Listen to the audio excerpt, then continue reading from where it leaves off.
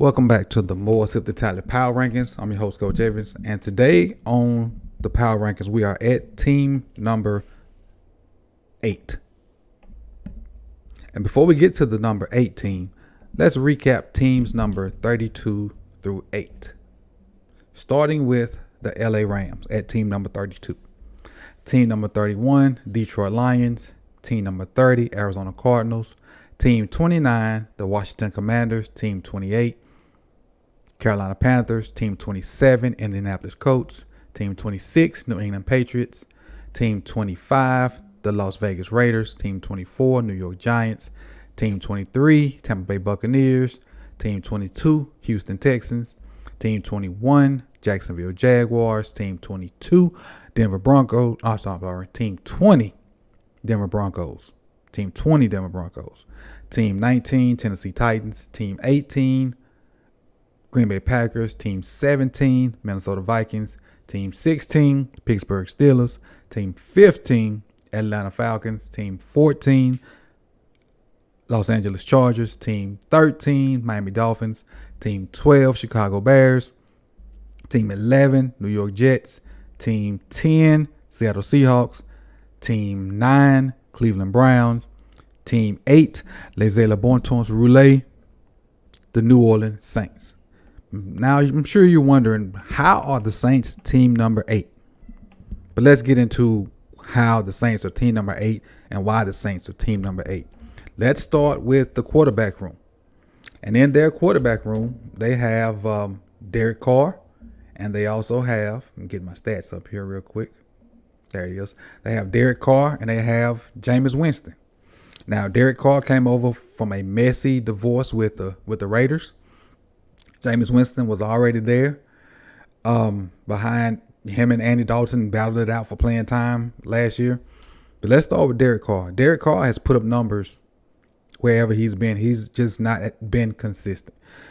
Derek Carr doesn't suck, but he's not the greatest. So I think having Derek Carr on that team is an upgrade.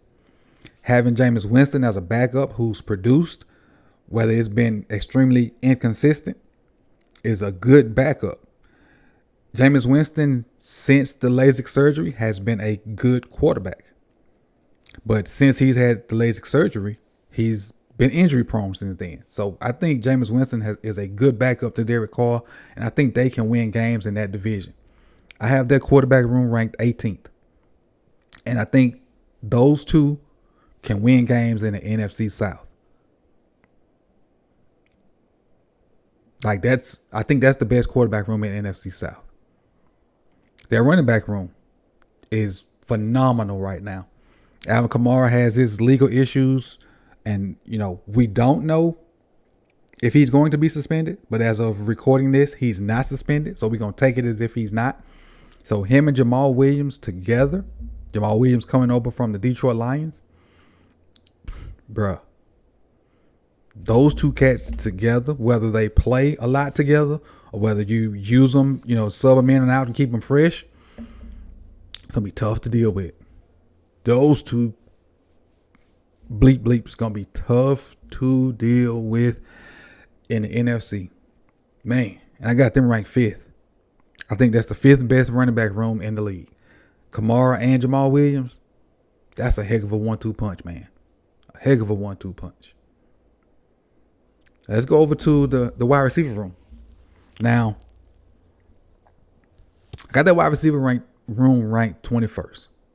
But let's get into the nuts and bolts of it. Chris Olave potentially could have been the offensive rookie of the year, in my opinion.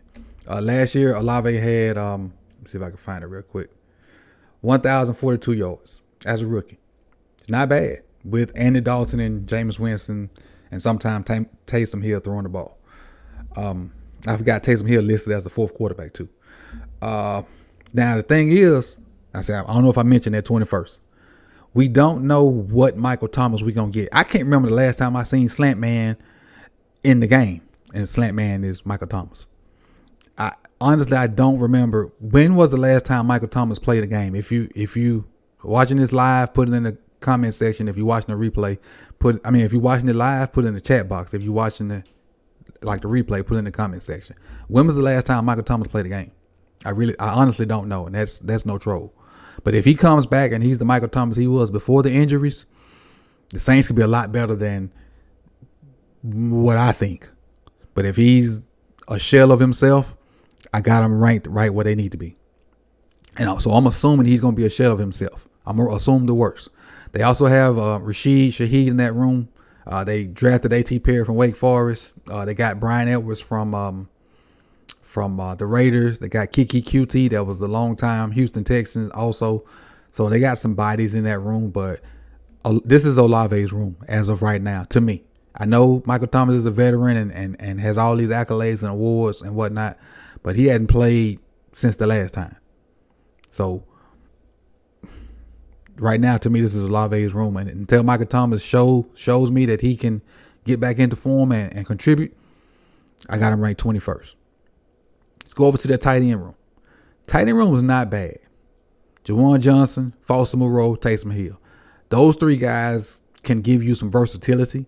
Add those three guys with the two running backs. Throw in Olave and Michael Thomas if he's there, or A.T. Perry. I know he's a rookie or whatnot. Or even Traquan. I forgot to mention Traquan Smith in that wide receiver room. Traquan's not a slouch. Traquan's not a slouch in that wide receiver room.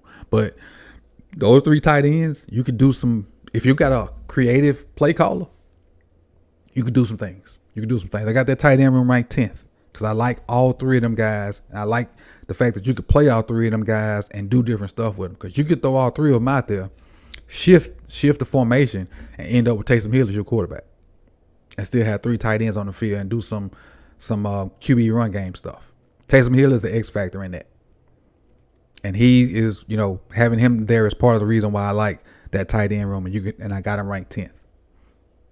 Go over to their O-line. Have their O-line room ranked 21st. They got Trevor Penning, who was their pick last year. Andres Pete, Eric McCoy is the center, Cesar Ruiz, and Ryan Ramczyk. Ryan Ramczyk is their best O-lineman in my opinion.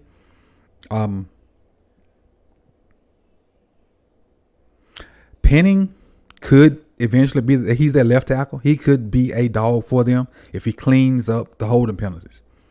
If he comes out this year, has better feet, uses his hands without grabbing more, because he has all the power in the world.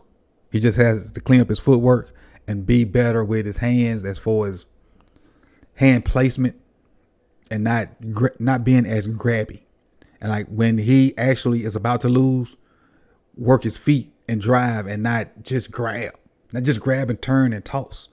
But as of right now, I have them in the 21st ranked room. But Ryan Ramczyk is a dog.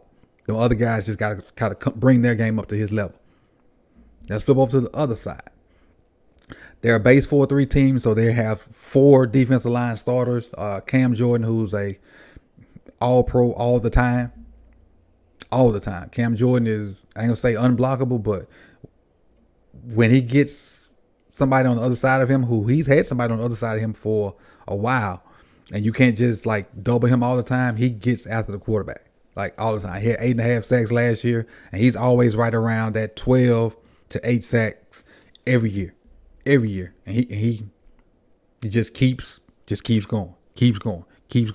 Very consistent. Nathan Shepard, Kalen Saunders, who are adequate run stoppers.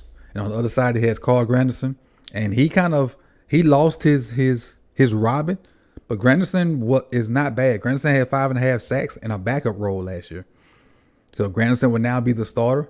But what I like about what the Saints did, they lost their starting right defensive end. They replaced him with Granderson, who had reps and got 5.5 sacks, but they also drafted Foskey from Notre Dame. And again, we're not giving rookies any clout, but I just like the fact that they had a plan. And not only did they draft Foskey, they drafted Brian Breesy from Clemson. So they're going to have fresh guys that they can run on that defensive line, and they won't just have to run their starters in the ground. And I have that defensive line edge group ranked 9th because Cameron Jordan, Saunders, Granderson, with the depth that they have. They also have Zuniga from Florida. they gonna get after some people. They gonna run guys in and out, and they gonna stay fresh, and they gonna go after. But I don't even think that's the best group on their defense. I think their linebacker group is even better. One of the smartest linebackers and one of the most physical linebackers in the league, and he's severely underrated to me, is DeMario Davis. And whether Pete Warner's beside him or Zach Bond, mainly Pete Warner, that linebacker core is severely underrated by other people, but not by me. I have their linebacker core ranked fourth. DeMario Davis is severely underrated. If you think I'm playing or just throwing something out there, go watch some tape and see how hard DeMario Davis plays. See how many impact plays he has, and see how many plays he affects for other people. See how many times he's in the right position and the quarterback has to do something else with the ball, which makes somebody else make a play. See how many times the quarterback wants to throw the ball over the middle, and when he gets ready to throw it, DeMario's there, so now he got to come off and go another option, and then it's a sack that happens. Or he makes an errant throw and it's an interception. Or running back wants to hit the hole on a counter, and DeMario gets off a lineman and is right there to make the tackle for either 1 yard or no gain. Just go check it for yourself. Proof is in the pudding. But let's keep going. To the cornerback room. Excuse me. Marshon Latimore. One of the best corners in the league, hands down. We all know Marshon Latimore can cover. But the thing is, he needs somebody on the other side of him. The two guys that I think will battle it out for that other spot, Paulson Adebo and Alontae Taylor. I really like the young buck, Alontae Taylor, to step up and be the Robin to Latimore's Batman. But Adebo and Taylor combined should be adequate enough to make plays. I have them ranked as the 13th best cornerback room in the league. And I really want Alontae Taylor to take that spot and just thrive, because whoever is on the other side of Latimore, they're going to get tested. Because we know Latimore got that dog in him. And a lot of times people just not going to throw at him until somebody on the other side proves that they can stop whoever is over there. So I think Alontae Taylor's going to be that guy, especially in his second year coming out of, I think, Ohio State. And in their safety room, they got two guys back there, man. Marcus May came into his own and is legit. But they got the old faithful back there. They got the honey badger. Tyrann Mathieu. Tyrann Mathieu been doing this for a long time at a high level for a bunch of different teams. He's back home in the boot. I got their safety room ranked 8th. Marcus May and Tyrann Mathieu is a great combination. And barring injury to either one of those cats, they make plays, man. They make plays in the pass game. They make plays in the run game. Tyrann Mathieu can, and his small stature, Tyrann Mathieu is what, 5'8" maybe? Let me see. 5'9", 190, but he plays 6'3", 230. And it's all heart, all not like he's smart, play with his heart, throw his body around, when he get his hands on the ball, he try to house that thing. He's a leader man. Because of with his play and with his leadership style. So got their safety room ranked 8th. So I'm gonna give you the list, and then I'm gonna give you the average, and really the numbers just got them up there at 8th. Man, quarterback room ranked 18th, running back room 5th, the wide receiver room 21st, tight end room 10th, O-line 21st. And then you go to the defensive side, their defensive line edge group 9th, the linebacker room 4th, the cornerback room 13th, safety room 8th. So when you add all those together and average them out, it comes out to be 12.11111, which puts them at 8th on the more Sip2Tally power ranking.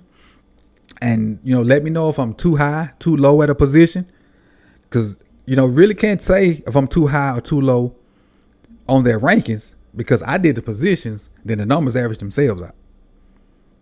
I didn't put them at 8. I've ranked the positions, and then the numbers average themselves out. So if you're going to come at me, it's going to be on the position group itself, not the actual average, because the actual average is based off the numbers. So I appreciate you guys for coming through. If you liked the video, like the video. If you have not subscribed, please do so. And hit the bell so you can be notified when the rest of the countdown continues. We got 7 teams left. So in the comment section, put the top 7 out of the ones we have left in the order that you think they're coming in. And we'll see if you're right.